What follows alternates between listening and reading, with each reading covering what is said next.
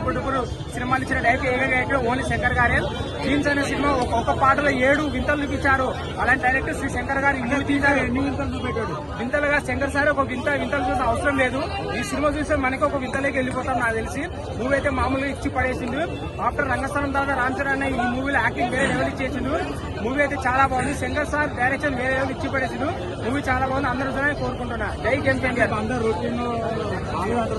అదే నాకు సంబంధం లేదు. ఒక్కొక్కరికి ఒక్కొక్క ఎక్స్పీరియన్స్ ఉంటుంది. రొటీన్ అనేది ఏం లేదు. సినిమా అనేది ఒక రొటీన్. సినిమా అయితే చాలా బాగుంది. ఓకే, సినిమా చూశాను. నేను అన్నట్టుగానే సినిమా అయింది. సినిమా 50,000 కోట్లు కాదు, 1,00,000 కోట్లు కూడా కొట్టకపోయే ఛాన్స్ ఉన్నాయి. ఇప్పుడే సినిమా వచ్చాను. 4 గంటలకే సినిమా. 4 గంటలకే రాత్రి నుంచి ఇక్కడే ఉన్నా. రాత్రి నుంచి ఇక్కడ పడుకోన్నాను. ఇప్పుడే సినిమా చూసి బయటకు వచ్చాను. ఇచ్చి పడేసాడంటే మాస్ జాతర మొదలైంది. గేమ్ చేంజర్ జాతర మొదలైంది. ఒక ఎవ్రీ ప్రేక్షకుడు ఎప్పుడెప్పుడు అని చూసిన గేమ్ చేంజర్ మూవీ అయితే వచ్చి పడేసింది.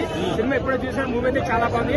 రామ్ చరణ్ అన్న ఆఫ్టర్ రంగస్థలం మూవీ తర్వాత ఈ మూవీలో నట విశ్వరూపం చూపించారు మనకు. రొటీన్ స్టోరీ అంటే మనకు తెలియదు. అది నాలెడ్జ్ ఉండే వాళ్ళకి మూవీ బాగా అర్థమవుతాయి. చిన్నపిల్లలు ప్రజల వద్దకు పాలన అన్నట్టుగా ఉంది. అంటే కొన్ని సీన్లలో ఏంటంటే జగన్మోహన్ రెడ్డి గారి మీద సెటైర్ వేసినట్టుగా ఉన్నాయి సీన్స్ అని చెప్తున్నారు. ఉన్నాయి. బటన్ నొక్కండి అంటారు మన పృథ్వీ గారు. ఓకే. అండ్ ఇంకోటి డాన్స్ ఎలా ఉంది రామ్ చరణ్? అసలు ఏ సినిమాలో చూడాల డాన్స్ మన రామ్ చరణ్ లేట్ ఉంది దీంట్లో అయితే. అండ్ జానీ మాస్టర్ కొరియోగ్రఫీ ఎలా అనిపించింది? జానీ మాస్టర్ గారి గురించి తెలుసుగా మీకు ఎలా ఉండేదో చెప్పే పనే లేదు. మెయిన్ ఏంటంటే ప్రజారాజ్యం పార్టీ పెట్టారు కదా, అతను తీసేశారు కదా చిరంజీవి గారు. ఈ బాధలు తట్టుకోలేక ఒక క్యారెక్టర్, పవర్ స్టార్ వస్తే ఎలా ఉంది అనేది ఆ క్యారెక్టర్. 2 క్యారెక్టర్లు ఉన్నాయి. ఓవరాల్ గా ఎలా అనిపించింది సినిమా? ఇంకా బ్లాక్ బాస్టర్, దానికి పేర్లు కూడా లేవు. ఏం పెట్టాలో ఏం లేదు. కొంతమంది యావరేజ్ గా ఉంది అని చెప్తున్నారు. వాళ్ళకి అంటే అది చూడకుండా ఏదో చెబుతా ఉంటారు పొద్దున్నే వచ్చి. చూసి చెప్పాలా సినిమా. ఓకే, అది. Thank you brother. ఫ్లాట్ గా వెళ్ళిపోతుంది. హై అనేది క్రియేట్ చేయదు.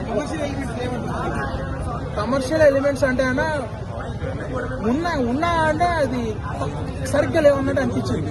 ఓన్లీ మనకి ఏదైతే మనకి ఇంటర్వల్ బ్యాంగ్ ఏదైతే ఉంటుందో ఆ ఒక్క సీనే మనకి చాలా హై ఇస్తుంది.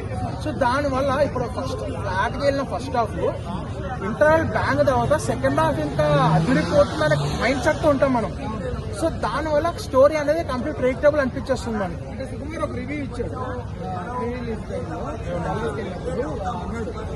ఇంటర్వెల్ లో blockbuster climax national award performance చేసి వచ్చారు అన్నాడు. అది ఉందా అసలు? నేషనల్ అవార్డ్ పెర్ఫార్మెన్స్ చేశాడు చరణ్. యాక్చువల్ ప్రెడిక్టబిలిటీ చేశాడు. బట్ ఏంటంటే ఇక్కడ నేషనల్ అవార్డు వచ్చేంత పెర్ఫార్మెన్స్ చేస్తే కదలేదు ఇక్కడ. అది సింపుల్ స్టోరీ. అది ఇది కూడా ఓటు హక్కు కోసం గురించి కొంచెం చెప్పారు. ఇంకా దేని గురించి చెప్పారు చెప్తా స్పాయిలర్ అయిపోతుంది.